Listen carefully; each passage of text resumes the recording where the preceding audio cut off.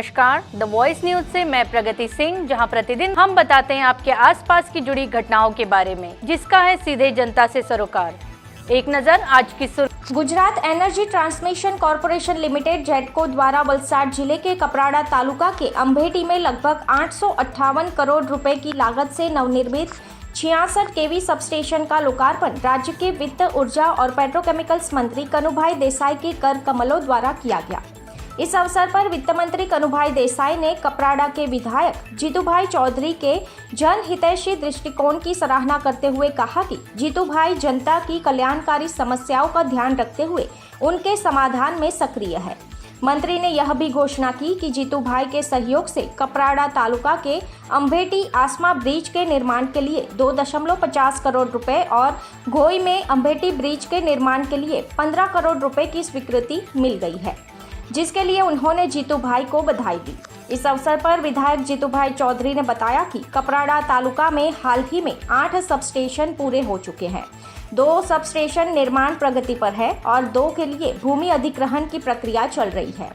इस समारोह में जेटको वडोदरा के मुख्य अभियंता के.बी. राठौड़ ने स्वागत भाषण दिया और आभार प्रदर्शन जेटको नवसारी के अधीक्षक अभियंता P.N. पटेल ने किया। कार्यक्रम में जेटको नवसारी के कार्यपालक अभियंता J.L. चौधरी, जेटको नवसारी के अधिकारीगण, कर्मचारीगण, अंभेटी के सरपंच योगेश भाई तथा ग्रामवासी बड़ी संख्या में उपस्थित रहे।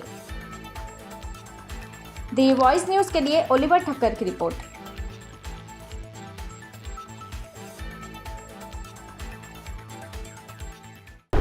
पूरा गुजरात में सारा सारो विकास कई રીતે થઈ શકે, છેવાડાનો જે માનવી છે એના માટે કઈ સારી રોજગાર કરીને એમનું જીવન સરળ બનાવી શકે, સારું બનાવી શકે, એના માટે પૂરી રીતે કાર્યરત છે। અને એટલું જ નહીં, જ્યારે મુખ્યમંત્રી મોદી સાહેબ 2001માં બન્યા એના પહેલા જ્યારે ગુજરાત અને મહારાષ્ટ્ર એક હતું અને ગુજરાત અને મહારાષ્ટ્ર 1960માં અલગ થયું, ત્યારે ઉમરગામથી અંબાજી જે આદિવાસી પટ્ટી કહેવાતી એમાં ખાલી 14 સબસ્ટેશન હતા।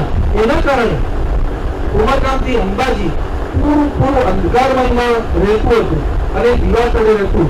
એના કારણે કેટલા લોકોને ભણવામાં મુશ્કેલી પડતી, ખેડૂતોને મુશ્કેલી પડતી, એની સાથે નોકરી ધંધામાં પણ મુશ્કેલી પડતી।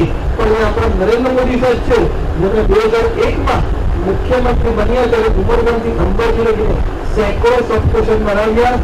ખાસ કરીને આપણે જાણીએ છીએ કે આપણું ગુજરાતનું સ્થાન મોદી સાહેબે સંભાળ્યું ત્યારથી આખા ગુજરાતમાં જે પાવાની સ્થિતિ હતી એ ઉત્તરોત્તર સુધરતી ગઈ અને એમણે 2009માં સોલાર પોલિસી રજૂ કરી। એના લીધે આપણા ખેડૂતો દિવસે સુધી હંમેશા માગતા હતા અને હવે આખા ગુજરાતમાં સોલાર પોલિસી મળવાનું શરૂ કર્યું છે। એનો એક જ રીઝન છે કે આપણા મોદી સાહેબે 2009માં પોલિસી બનાવી અને અત્યારે સોલાર ધરાવે એ આપણે ગુજરાતી પેદા કરીએ એના લીધે બની શકીએ અને એના લીધે જ આપણે દિવસ રોજી આપી શકીએ છીએ। આવા અનેક કામો ગુજરાતમાં